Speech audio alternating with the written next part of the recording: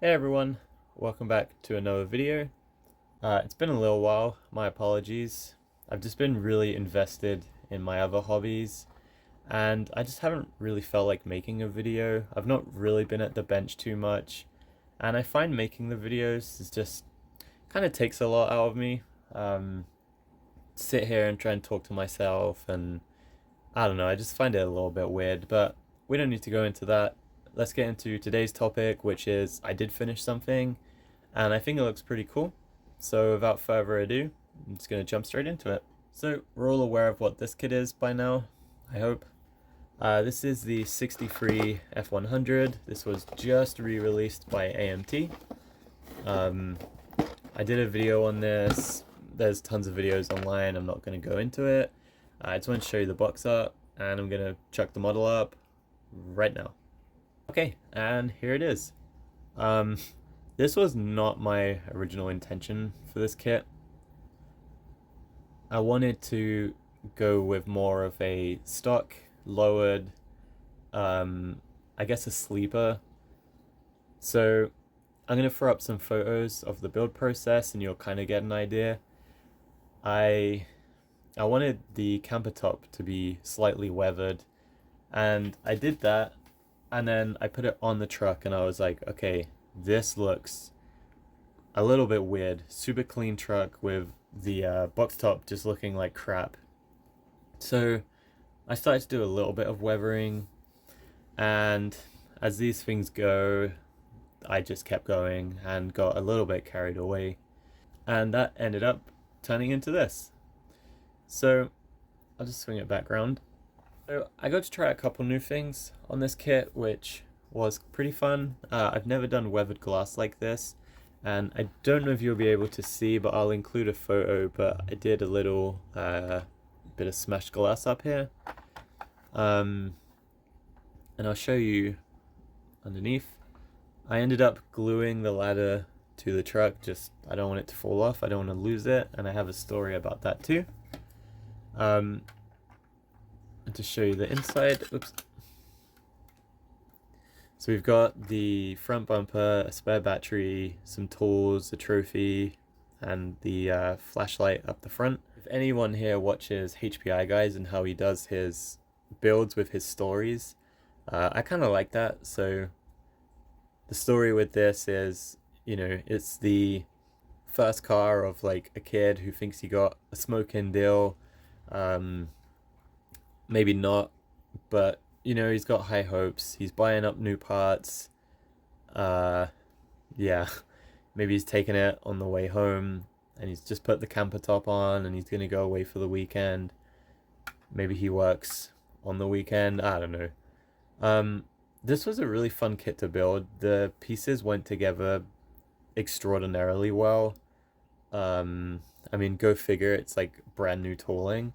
But if this is like the future of how model kits are gonna be, like, I'm more than happy with that. So I'll just show you the engine. I mean, I couldn't do it completely stock. There had to be a little bit of a surprise under the hood. So I lowered the rear suspension just so it looks like there's some weight and the front is just a regular ride height. But it definitely sits up a little bit. It kind of looks like maybe it's like pulling off the line, which, I mean, looks cool to me. You'll notice I only have one tail light. That was not intentional. I had placed them in and I didn't glue them. The fit was super good. And I was like fiddling around and moving it, and I never realized that this one actually fell out. So the next day I'm like vacuuming, don't think anything of it. I see a tiny piece of plastic on the floor and I think, well, it's probably just some scrap piece. So I put the vacuum contents in the garbage, take the garbage down. I come back up and I'm like, my rear light's missing. And then I just replay it in my head of me vacuuming it up. And yeah, I guess the moral of the story is just never vacuum around your modeling desk. At least not until you're finished. So I just got some chrome pen, put it in there, did a bit of brown wash, and then the semi-gloss. The frosted windows in the back and at the front, this is also just semi-gloss, and I just taped this. As for the green, that is a light moss pigment, and I did that on the windshield too.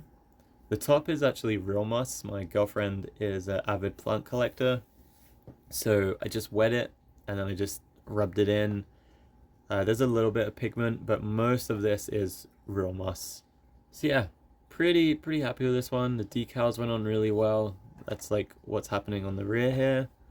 I was thinking of adding some of the race ones, but I kind of like how it is yellowed the headlights. So I'll just show you the engine one more time. I don't think there's a huge amount to really go over with this kit. It was pretty fun to do. It went together really well. All my wheels roll, which is a first. There was nothing really that I would say to look out for. This is like brand new tooling, so you shouldn't have any issues. Just gonna give you one more 360 of the car, or the truck, I guess.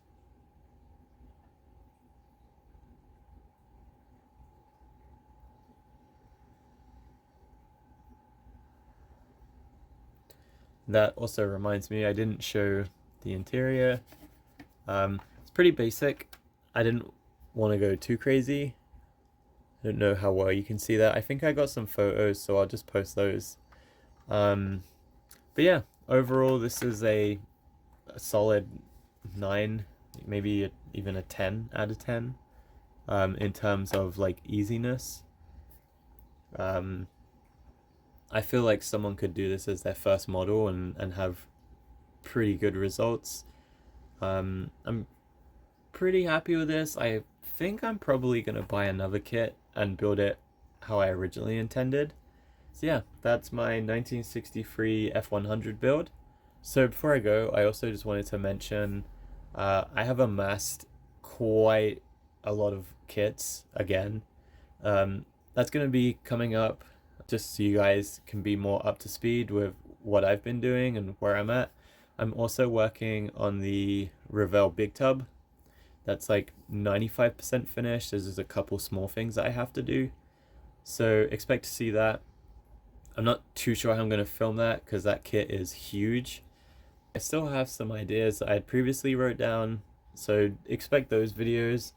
I also wanted to say thanks to everyone that's been subscribing. Like, even though I haven't been posting, I've noticed that my subscribers has like shot up, which is really cool. Even the last video I did reached over 1,000 views, and that's pretty cool.